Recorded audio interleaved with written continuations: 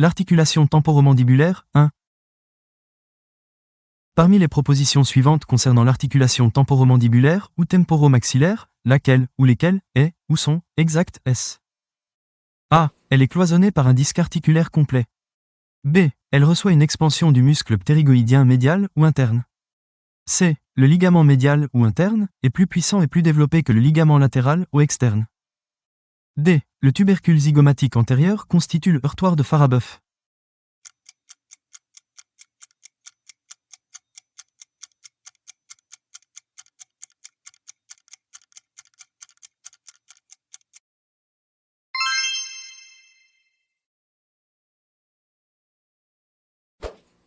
Parmi les énoncés suivants concernant l'articulation temporo-maxillaire, certains sont exacts.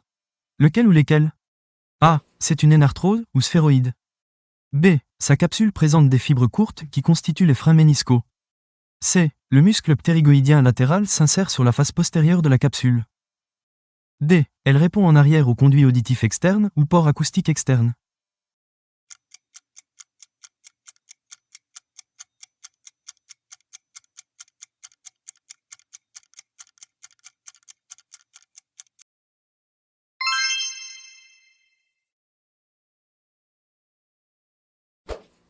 L'articulation temporomandibulaire présente certains des caractères suivants. Lequel ou lesquels?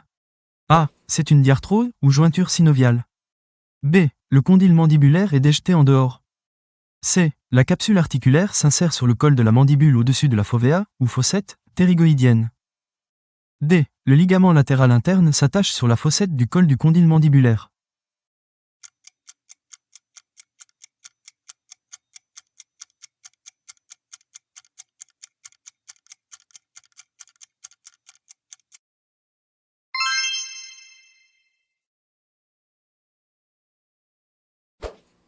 Parmi les propositions suivantes concernant l'articulation temporomandibulaire, certaines sont exactes. Lesquelles? A. Les surfaces articulaires de l'os temporal sont portées par l'écaille. B. Le grand axe de la tête de la mandibule est oblique en arrière et en dehors.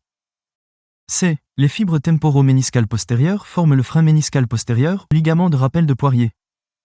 D. Le ligament capsulaire médial est plus puissant que le ligament latéral.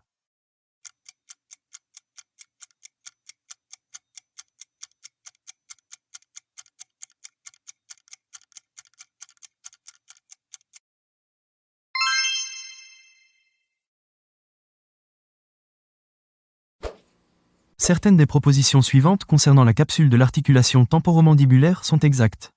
Lesquelles? A. La capsule articulaire s'insère en arrière de la fissure pétro-squameuse de l'os temporal. B. Le ligament collatéral médial s'insère sur l'épine du sphénoïde. C. Le ligament ménisco-mandibulaire postérieur et le ligament de rappel de Poirier. D. La capsule s'insère sur le col de la mandibule, juste au-dessus de la fovea ptérygoïdienne.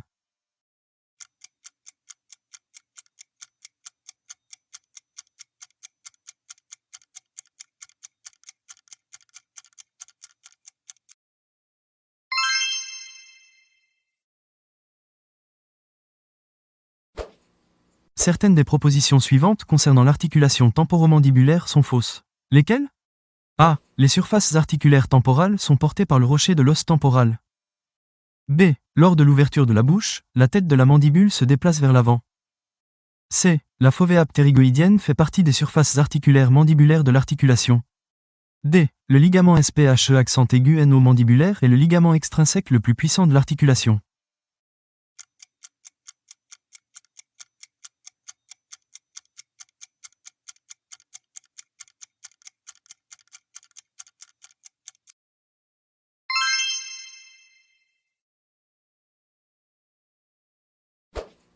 Certaines des propositions suivantes concernant les surfaces articulaires de l'articulation temporomandibulaire sont exactes.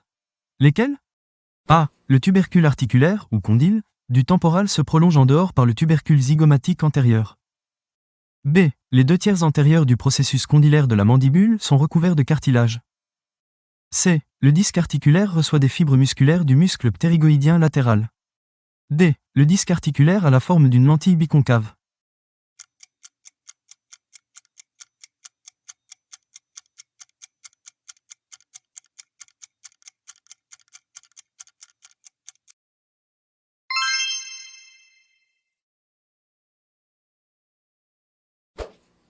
Certaines des propositions suivantes concernant les ligaments de l'articulation temporomandibulaire sont exactes. Laquelle ou lesquelles? A. Le ligament, ou raphé, ptérygo-mandibulaire donne insertion à un faisceau du muscle constricteur moyen du pharynx. B. Le ligament SPHE accent aigu no-mandibulaire est un renforcement de l'aponévrose interptérygoïdienne. C. La corde zygomatico-mandibulaire est un faisceau du ligament latéral externe de l'articulation temporomandibulaire. D. Les fibres temporo-méniscales postérieures de la capsule forment le ligament de rappel de Poirier.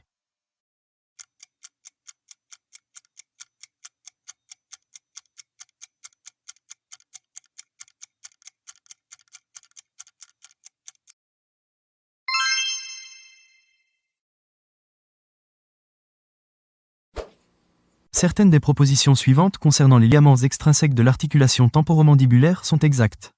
Lesquelles? A. Le ligament stylo-mandibulaire est un renforcement du fascia interptérygoïdien. B. Le ligament tympano-mandibulaire constitue la limite médiale de la boutonnière rétrocondylienne de Juvara.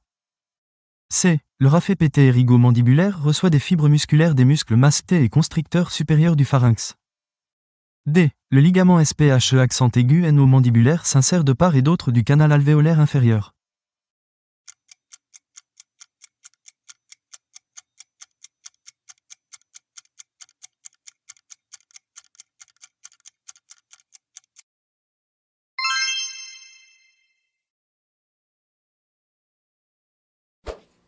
Certaines des propositions suivantes concernant les ligaments de l'articulation temporomandibulaire sont fausses. Lesquelles? A. Le ligament intrinsèque médial est plus solide que le ligament latéral. B. Le ligament intrinsèque latéral s'insère sur le tubercule zygomatique postérieur. C. Le ligament intrinsèque médial s'insère sur l'épine du sphénoïde. D. Le ligament stylo-mandibulaire unit le processus styloïde à l'épine de Spix ou l'ingula mandibulaire.